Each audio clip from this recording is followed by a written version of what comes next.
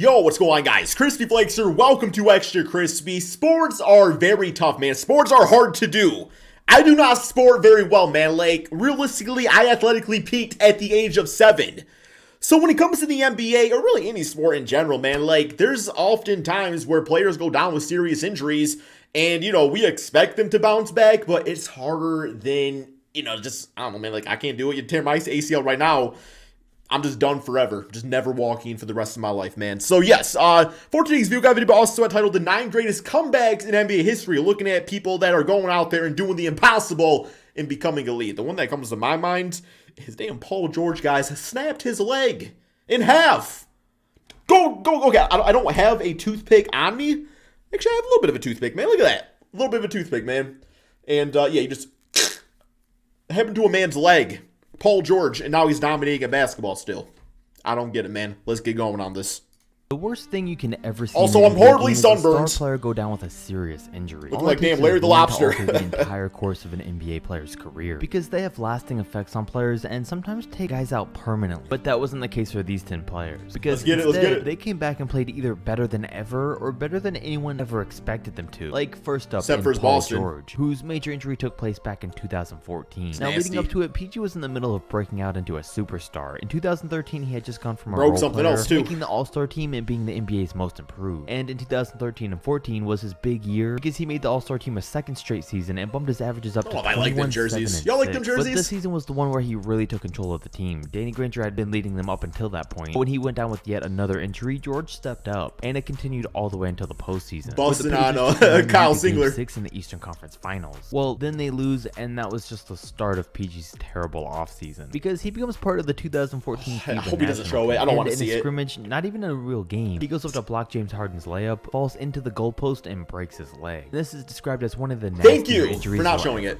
Honestly, I don't recommend looking it up, and I still don't even know what it looks like because I haven't seen the actual thing. Yo, it was so funny. Like, literally yesterday, I got an email from YouTube from a video I did back in 2016 with my buddy Basketball Noob, if you guys remember him at all. It was saying, like, it was like reacting to 26 or like the worst injuries in NBA history, man. And for whatever reason, the NBA is like, hey, this is, or the YouTube's like, this is bad today. And it's like, this has been age restricted. And I'm just like, bro, that was like 6 years ago.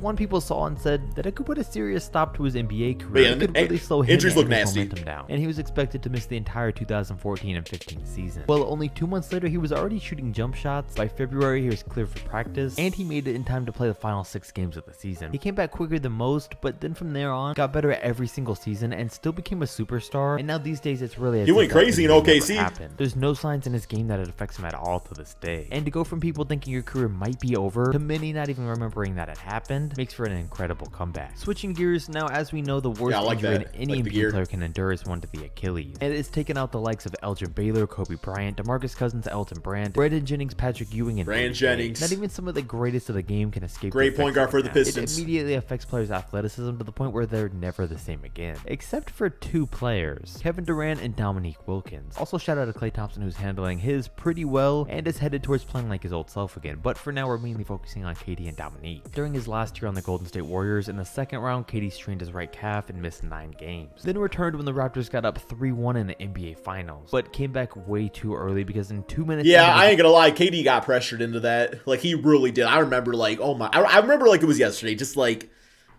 like, I can't imagine that, like, pressure on your mind, just, like, knowing that if you don't play, you're gonna let so many people down, but also, like, you have to, like physically, you like, feel your body's off, like, gives me the heebie-jeebies, man.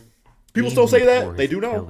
There was a lot of talk on if Durant's career was over, but surprisingly, a lot of people said they believed he would come back just fine, even though only one other man had ever done so. But after missing an entire year, he surprisingly came back to exactly where he left off, putting up 27, 7, and 5 his first year back on the best shooting numbers of his career. And this year, he's played even better than that. He's dealt with some nagging injuries since his Achilles tear, but you really don't see much of a difference in his athleticism. He's still a great two-way player, and it's not like he's he just get beat up a little bit more now. His game almost shows no difference now than it did pre-injury. As for Wilkins, well, he's a weird freak in nature because given the fact that his game was built almost solely off of his athleticism, and he wasn't a 7-1 guard that could just shoot over everyone, he's one of the guys on the list of Achilles tears you would think definitely would have gotten worse after the injury. But not only did that not happen, he got injured January of 1992 and played at the start of the next NBA season in October of 1992. And the usual time to recover is at least 1 year, but he did so in under 9 months. And in that 92 and 93 season, still played with similar athleticism, made the All-Star team, and put up better numbers across the board than he did before. Yeah, I don't know much about Dominique, to be honest. This alone is one of the outside of watching the highlights, I wasn't alive. History. Michael Jordan only had one major injury of his own throughout his career, and it was when he broke his foot in his second season in the league. He wanted to rush back from it, but the team wasn't letting him. He kept Loki, his greatest comeback came back from baseball. But the Bulls told him if he rushes back too soon, there's a 10% chance to re-injure his foot, and if that did happen, he would never play another NBA game. Well, eventually he did come back a little sooner than expected, just in time for the playoffs. And during them, he set an NBA record that still stands to this day when he scored 63 points in a playoff game against the Boston Celtics, which was the game that Larry Bird said, I'm surprised that hasn't been broken. John Morant gonna get it. So there was a 10% chance that MJ hurt himself again, and we never saw any of the Air Jordan era. But instead, not only did we see it, but he came back and set an NBA record, and the rest is history. While on the other hand, Willis Reed was playing in Game 5 of the 1970 NBA Finals, where he tore a muscle in his thigh. And it was so bad he had to sit out Game 6 and was ruled out for the rest of the finals. But when things got down to a Game 7, he went through warm-ups with his team, started the game, and scored the first 2 baskets for his team on his first 2 shots before going to the bench. It was only 2 shots, but it was so great it inspired the whole team for the rest of the night and led them to winning the game for him, making it one of the most memorable comeback performances of all time. Don't call it a comeback. Look at it, Derrick Rose has had one of the best comebacks throughout NBA history. Sure, after all of his injuries, he's never... I love Derrick Rose so much. Like, I know we only got him in Detroit for a little bit, and I know, you know, it's like Chicago's player and everything like that, but I love Derrick Rose, and I love just his mentality, and just like through all those injuries, he still came back, and he was still like a good NBA player. Like, he was still really good. Still really good.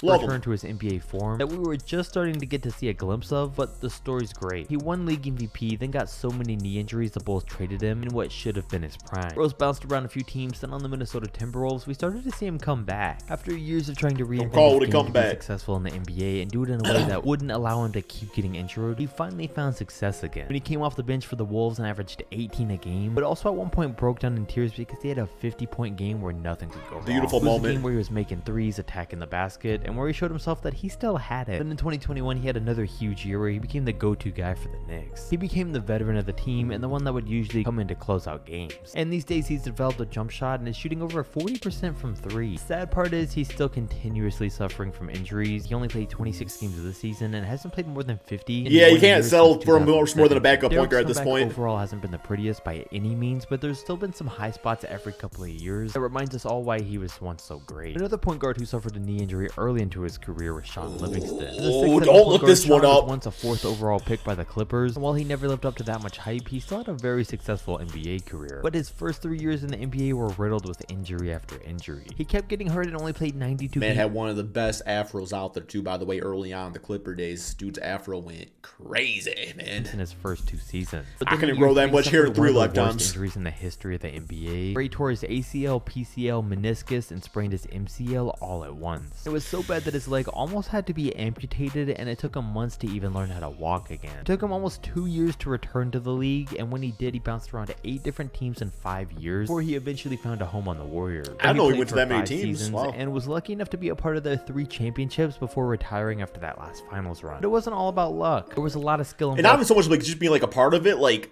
I mean, he was like a main piece. Like Sean Livingston, like would come off the bench. He played so differently from Curry, but in a way that really complemented the team. It was beautiful to watch. I love watching him in the post and stuff like that, playing a little old school basketball. With him consistently being one of the best bench players in the NBA. Yep, just like that. Second unit. Yes, sir. One of the comebacks in more recent memory that doesn't get talked about a ton is Gordon Hayward. Back in the 2017 offseason, he signs with the Boston Celtics on a 4-year. Snapped his ankle in the first quarter, first 2 minutes. Well, one game into that deal, on the very first game of the season, he jumps up for an alley-oop and destroys his ankle. Again, I don't recommend looking this one up if you got a weak stomach. I got a little queasy watching this one live, but it was tough. Gordon said the injury was mentally and physically draining, and it took him out of action the entire year. Then when he came back the next season, he was made to come off the bench, and his game suffered because of it. But ever since then, he's been great and back to his old self, at least when he's been healthy. The most games he's played in a season since then has been 52 due to multiple injuries here and there. But he's still in his prime right now, so let's just hope this is just a small phase he's going through in his career. I don't know if he'll ever return to All-Star form, though. Great comeback from a nasty injury. John Wall's been trying to do the same thing, but hasn't hasn't really had the opportunity. Also, back in 2017, he signed one of the biggest contracts in NBA history, a 4-year. Based off of injuries, this might be the worst contract in NBA history, by the way. With injuries affecting a contract. Man. $70 million extension. It was set to kick in the 2019 and 20 season. Well, in 2018 is when he had season-ending heel surgery, then 2 months later fell in his home and ruptured his Achilles, making him the most overpaid player in the league by far ever since. And having both injuries at the same time were so bad that he was forced to sit out for 2 years. Everyone thought his career was over and that when he returned, great point guard though, not like he was a bust. Used to, but then he got traded to the Rockets, played 40 games for them, and actually came out putting up very similar stats to what he always did, especially for being out 2 years. That efficiency was trash though. While he was away though, he worked a ton on his game. Shot 37%. Which was always one of his weaknesses, and it clearly paid off. Like Derrick Rose has attempted for years, John Wall taught himself how to slightly shift his game in a way that he could still thrive post-injury. His comeback though isn't complete yet, and for that reason isn't in the same breath as KD and Dominique, because he strained his hamstring and was out for the 2020 season, and since the Rockets were rebuilding this year, they chose to send him out all of the season until they could find a trade, which they never have thanks to his contract. But I think if he ever does make it back onto a good team, his comeback may still impress people. Like, comment, and subscribe if you enjoyed. No, that was super interesting. I mean, just it's beautiful to watch. Like in some cases, John Wall still has a lot to prove, but if he can come back and still be a serviceable NBA player, I'm gonna love to see it. So I don't know. I'll stay out of all these stories. Just seeing Derrick Rose try every single year, man, just makes you feel good inside, makes you want to try your best too. Thank you all so much for watching. Go check out my other channel, Crispy Flakes, if you want to see a video where I traded LeBron James. Been really doing a lot of fun things over on that channel, guys. So go check it out. Thank you all so much for watching. Peace out, my friends.